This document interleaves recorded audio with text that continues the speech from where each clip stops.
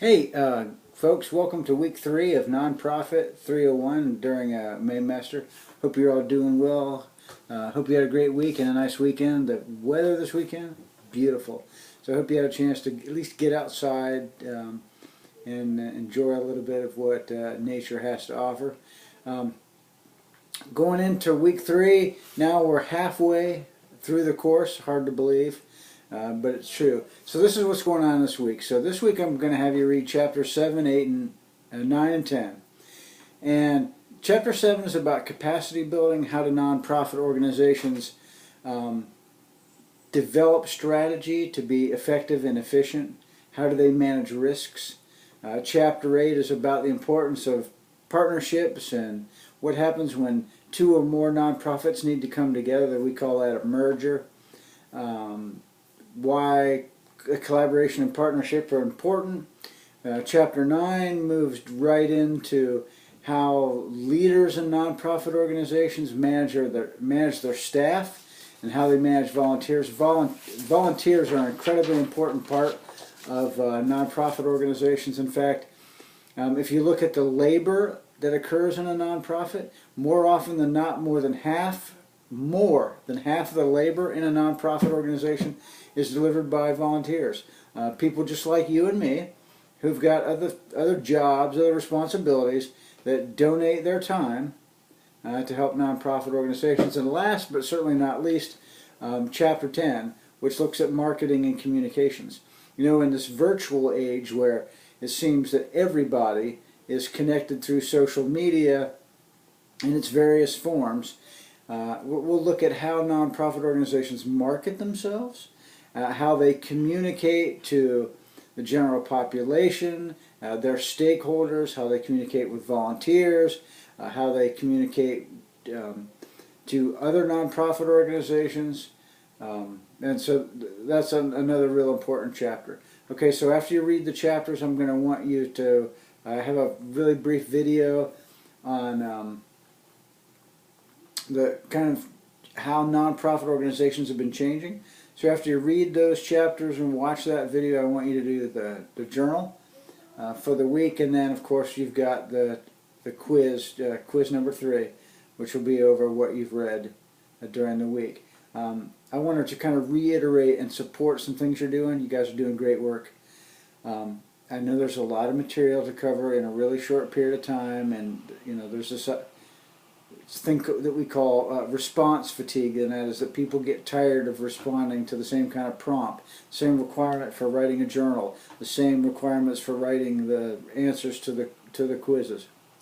I want to tell you again that the depth, that's how deep you go in your answers, and the breadth, how fully you answer the questions, that's real important in the quizzes. Because again, as the instructor, as the professor, when I evaluate your work, the only thing I can't see you in the class, right? I can't go, hey man, Jeff, you're not doing what you're supposed to do, or Angela, I noticed that you didn't log in on the class on time. I can't do that.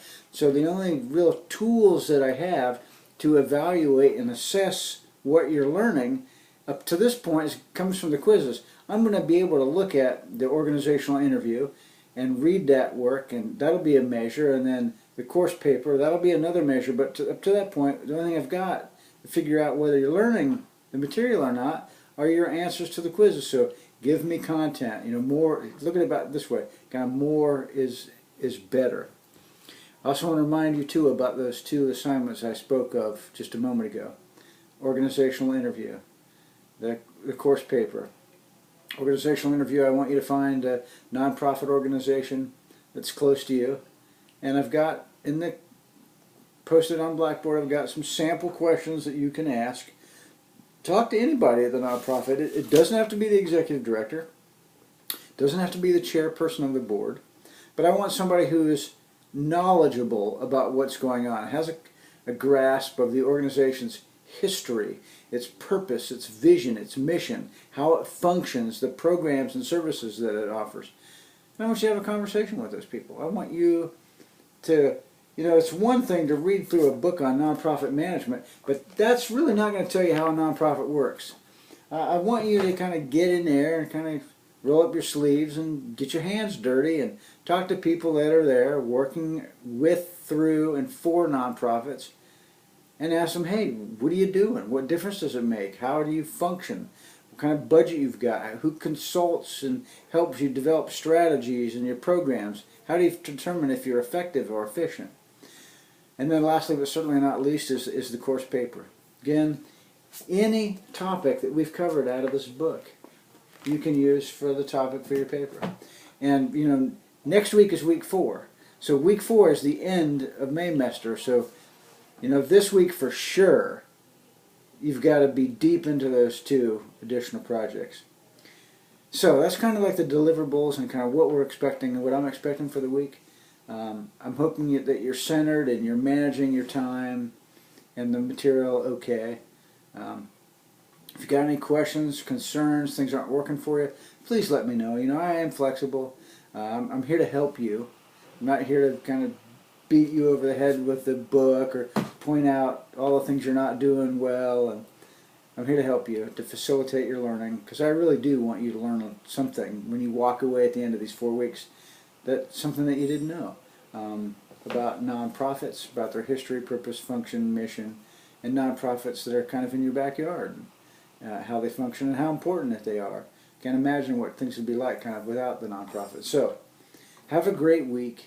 I'm really looking forward to looking at your stuff, your quizzes, and reading your reading journal posts. And again, it's supposed to be nice weather this week.